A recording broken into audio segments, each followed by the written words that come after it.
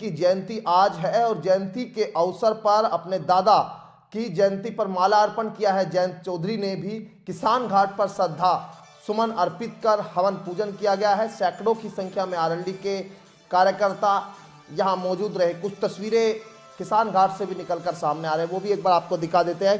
किसान घाट पर यहां जयंत चौधरी हवन पूजन करते हुए दिखाई दे रहे हैं अपने परिवार के साथ में, आरएलडी कार्यकर्ताओं के साथ में, नेताओं के साथ में। किसान मसीहा चौधरी चरण सिंह की आज जयंती के अवसर पर ये कार्यक्रम किसान घाट पर रखा गया है और इस दौरान यहाँ पर जयंत चौधरी के साथ उनकी पत्नी और उनकी बेटी, दोनों बेटियां भी यहाँ पर मौजूद दिखाई दी और अपने पूर्वजों को जिस तरह से यहाँ पर हवन पूजन कर शांति के लिए यहाँ हवन पूजन किया गया है और माल्यार्पण कर चौधरी चरण सिंह को याद किया गया है। आज के दिन किसान दिवस के तौर पर भी 23 दिसंबर को मनाया जाता है और तमाम जो राजनीतिक दल है वो जिस तरह से आज के दिन चौधरी चरण सिंह की जयंती को मना रहे हैं। बता दें कि भारत के दृष्टिकोण में 23 दिसंबर को किसान दिवस के रूप में मनाया जाता है। इसका कारण यह है कि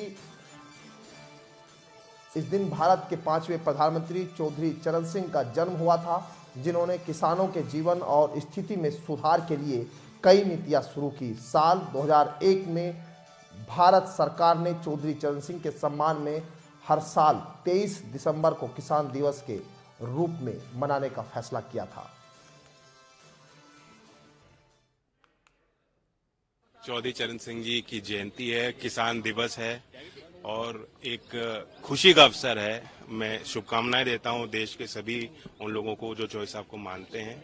आज एक तारीख है जो हम याद करें, चौधरी चरण सिंह जी के जीवन से प्रेरणा लें, उनके संघर्षों से और उनके विचारों को आगे बढ़ाएं। कुछ पॉलिटिकल क्वेश्चन मेरे पास हैं और पीएम मोदी कह रहे हैं कि अब की बार 50% वोट पार बीजेपी मीटिंग में उन्होंने कहा 2024 के लिए। आपकी प्रतिक्रिया क्या है? देखिए, अभी चुनाव दूर है, चुनाव के पहले इन्हें कैसे पता लग जाता है कौन इन्हें पर्ची पकड़ाता है या ये कोई पर्ची चुनाव आयोग को पकड़ाते हैं, मुझे नहीं मालूम जी। अब जनता देखे इस बात को। जी, संयुक्त राज्य अमेरिका में खालिस्तानी आतंकवादियों ने एक स्वामीनारायण मंदिर पर निशाना बनाया है, तो आपका इस पर क्या कहना है? वहाँ तोड़फोड़ वगैरह कर दी गई है?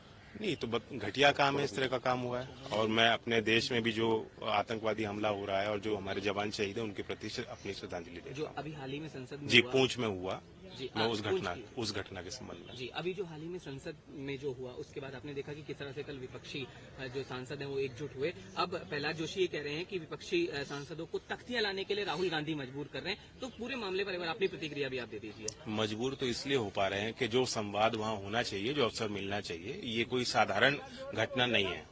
इस बात को छोड़ दीजिए कि जो अंदर घुसे थे उनकी मंशा क्या थी, आप उस बात को छोड़ दीजिए। सवाल ये है कि जब वो अंदर आए थे उनके उसमें और भी चीज हो सकती थी, तो सुरक्षा चूक को लेके एक सवाल बनता है।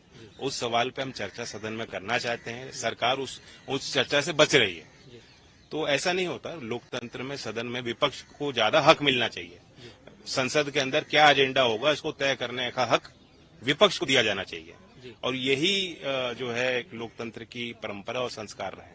पूर्व में हमने देखा था सर, एक बहुत बड़ा मुद्दा है, आप देख रहे हैं बजरंग पुनिया वाला, जैसे कि कल उन्होंने अपना अवार्ड जो है वो वापस कर दिया। साक्षी मलिक को हमने देखा, ब्रजभूषण शरण सिंह, पूरे मामले पर अपनी प्रतिक्रिया दे दीजिए। देश का बहुत बड़ा नुकसान हुआ है, हानि पहुंची है, सभी खिलाड़ियों के मनोबल पे प्रभाव पड़ता है ऐसे चीजों का।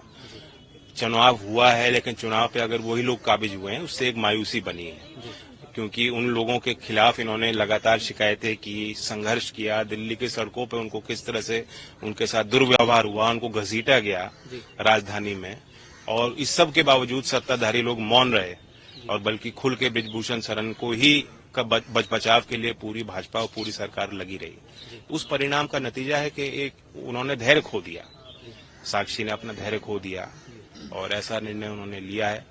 मैं उनको ये कहूंगा कि आप हिम्मत रखें, धैर्य रखें और आगे आपकी लड़ाई जारी रहेगी जब तक न्याय नहीं मिलता सब लोगों के साथ। ये ईडी वाले मसले को आप कैसे देखते हैं? अरविंद केजरीवाल को तीसरा समन मिल गया है, हालांकि अभी संजय सिंह को तो जमानत नहीं मिली क्योंकि आप लगातार पॉलिटिकली। ये पहली बार हुआ है। देखो, खोट तो सब में होते हैं और सभी पार्टियों में सब तरह के लोग होते हैं। कोशिश होती है कि एक नैतिकता की हम बात करते हैं सार्वजनिक जीवन में तो उसका पालन हो, लेकिन पहली बार हो रहा है कि सत्ताधारी पार्टी बिल्कुल पाक साफ है और जो कोई सत्ता छोड़ के अगर विपक्ष में चला जाए गलती से जी और चुनाव लड़ जाए जी तो तुरंत वो घेरे में आ जाता है। जी। बस राम मंदिर को लेकर मैं जरूर सवाल पूछूंगा। महासचिव चंपत राय जी का कहना है कि 22 जनवरी 2024 का दिन उतना ही महत्वपूर्ण है जितना 15 अगस्त 1947। तो क्या मैं कहेंगे? चंपत राय की बात सुनता नहीं। जी। और दिन को लेकर, अच्छा दिन को लेकर तो कुछ बता दीजिए कि वो दिन आपके हिसाब से कितना महत्वपूर्ण है। ठीक है, मंदिर का निर्माण हो रहा है, मेरी शुभकामनाएं, और क्या कहूँगा। एक आखिरी सवाल, कर्नाटक को लेकर सिद्धरमैया जो है उन्होंने कहा है कि अब हिजाब वहां पर पहनना, मतलब उस पर कोई प्रतिबंध नहीं रहेगा। तो आप इसे पॉलिटिकली कैसे देखते हैं, क्योंकि 2024 का चुनाव भी है। ये संवैधानिक दृष्टि से सही निर्णय है, आजादी दी गई है लोगों को रहन सहन और पहनावे को लेकर, खान पान को लेकर। अगर